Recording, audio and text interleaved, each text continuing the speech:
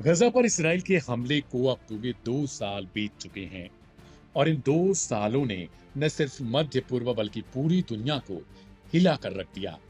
7 अक्टूबर साल 2023, वो दिन जब हमास ने इसराइल पर एक अप्रत्याशित हमला कर दिया। उस हमले में करीब 1200 लोग मारे गए और 250 से ज्यादा को बंधक बना लिया गया। लेकिन जो उसके बाद हुआ वो इतिहास के सबसे लंबे और सबसे खून खराबे वाले युद्धों में से एक बन गया। अब 2 साल बाद इसराइल ने पहली बार अपने युद्ध के वास्तविक नुकसान का संकेत दिया है। रॉयटर और गार्जियन की रिपोर्ट के मुताबिक इस युद्ध में इसराइल को मानवीय और सैन्य दोनों स्तरों पर भारी क्षति उठानी पड़ी। 1000 से ज्यादा सैनिक मारे गए, हजारों घायल हुए और अरबों डॉलर का रक्षा बजट खर्च हो चुका है। हालांकि इसराइल की आधिकारिक रिपोर्ट्स अभी भी सीमित जानकारी देती हैं। कई विश्लेषकों का कहना है कि ये आंकड़े राजनीतिक रूप से संपादित हो सकते हैं, यानी असली कीमत शायद उससे भी कहीं ज्यादा जितनी दिखाई जा रही है। दूसरी ओर गजा में हालात विनाशकारी हो चुके हैं। फिलिस्तीनी स्वास्थ्य मंत्रालय के मुताबिक अब तक 66,000 से अधिक लोग मारे जा चुके हैं। 2.3 मिलियन की आबादी में से ज्यादातर विस्थापित हो गए। घर, अस्पताल, मस्जिदें सब मलबे में बदल गए। एपी की ताजा रिपोर्ट्स बताती हैं, फोटोज दिखाते हैं कि गजा के बड़े हिस्से में अब कोई बस्ती नहीं बची, सिर्फ राख और खालीपन।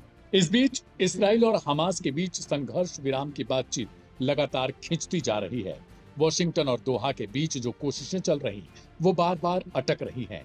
अमेरिकी राष्ट्रपति डोनाल्ड ट्रंप का 20 सूत्रीय गजा शांति प्रस्ताव भी इस गतिरोध को नहीं तोड़ सका। हमास का इस प्रस्ताव को इसराइल का पक्षधर बताकर संशोधन की मांग कर रहा है, जबकि नेतन्याहू ने इसे तत्काल समर्थन दे दिया।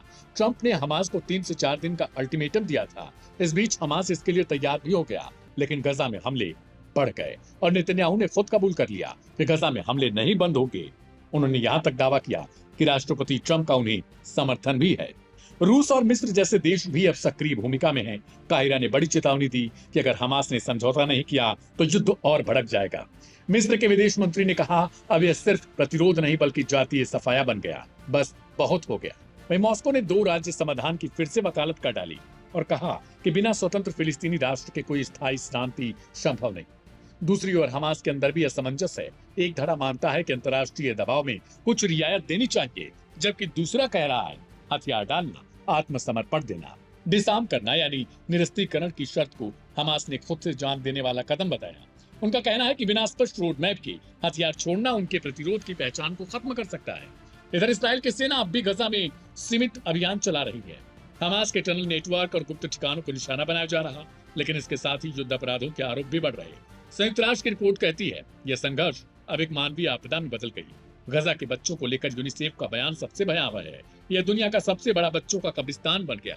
और अब जब युद्ध अपने तीसरे साल में दाखिल हो गया तो सवाल सिर्फ इतना, क्या यह विनाश रुक सकेगा या फिर संघर्ष आने वाले सालों में और बढ़ेगा।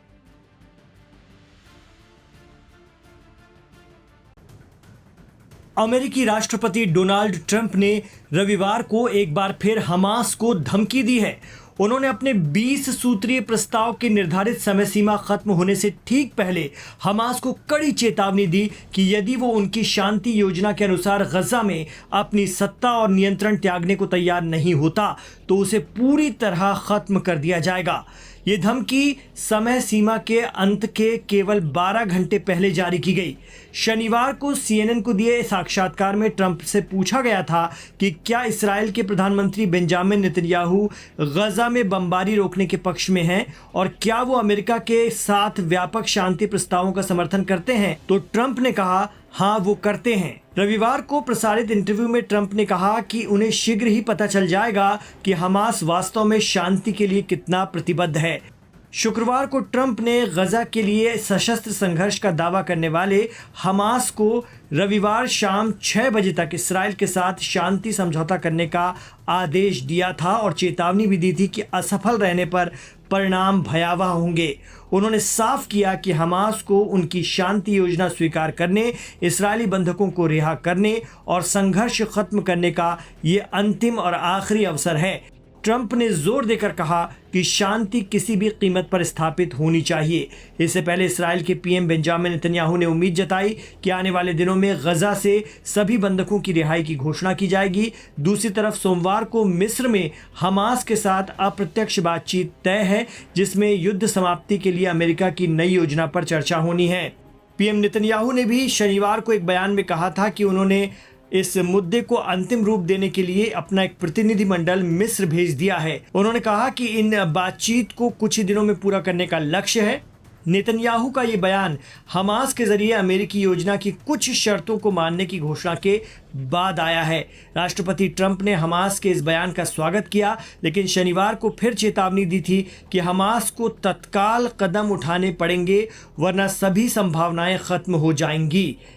एक्सपर्ट कहते हैं कि हमास ने ट्रंप के इस प्रस्ताव को ये जानते हुए भी कि ये उनके लिए बहुत ज़्यादा सकारात्मक नहीं है, फेवर किया है। इसके कुछ कारण हैं जो हमास लीडरशिप की कूटनीतिक समझदारी भी कही जा सकती है। हमास के इस प्रस्ताव पर मुहर लगाने का एक अहम कारण तो गजा की जनता है, जो इस वक्त सबसे ज़्यादा परेशानी झेल रही है। उनकी किसी भी तरह की मदद को रोककर लगातार हमले जारी रहे, जिसे कई अरब, मुस्लिम और यूरोपीय देशों ने नरसंहार बताया था। जानकार कहते हैं कि गजा की जनता को राहत मिले, यह हमास की हामी की एक बड़ी वजह हो सकती है। इसके अलावा हमास प्रेसिडेंट ट्रंप के नए प्रस्ताव को लिमिटेड तौर पर इसलिए भी सपोर्ट कर रहा है क्योंकि ऐसा करने से पश्चिमी देशों और इसराइल में फूट पड़ सकती है। खास तौर पर अमेरिकी एडमिनिस्ट्रेशन और इसराइली लीडरशिप में मुमकिन है कि कुछ दरार पड़े। वजह है कि इसराइल हमास का गजा से पूरी तरह खात्मा चाहता है, सफाई चाहता है, और ऐन मौके पर अमेरिका शांति का प्रपोजल लेकर आ गया। अगर इसराइल इसे अनदेखा करके फिर अपना लक्ष्य हासिल करने की कोशिश करेगा, यानी गजा पर पूरा कंट्रोल करने की कवायद, तो इससे अमेरिका नाराज हो सकता है। ऐसा हुआ तो हमास को फायदा मिलेगा।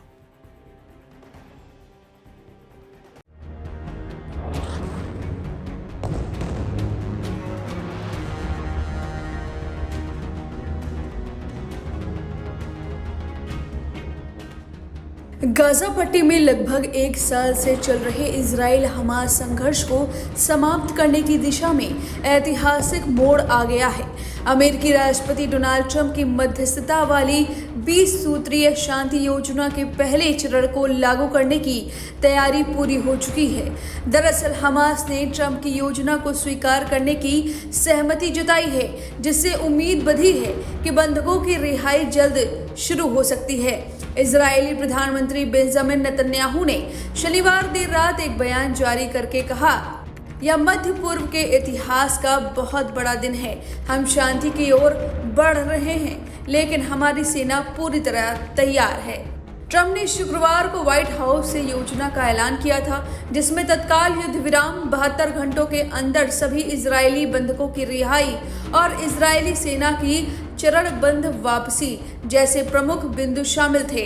पहले चरण में मुख्य फोकस बंधकों की रिहाई पर होगा, जिसके लिए इजरायली सेना को न्यूनतम स्तर पर ऑपरेशन चलाने के निर्देश दिए गए हैं। नेतन्याहू के कार्यालय के अधिकारी ने बताया, अमेरिकी और इजरायली अधिकारियों के बीच रात भर चली बातचीत के बाद यह फैसला लिया गया है। हम ट्रंप के प्रयासों के लिए आभारी हैं। यह योजना हमास को हथियार छोड़ने और शांति स्थापित करने का मौका देगी। वहीं चलिए जानते हैं कि गाजा का योजना का पहला चरण आखिर होगा क्या।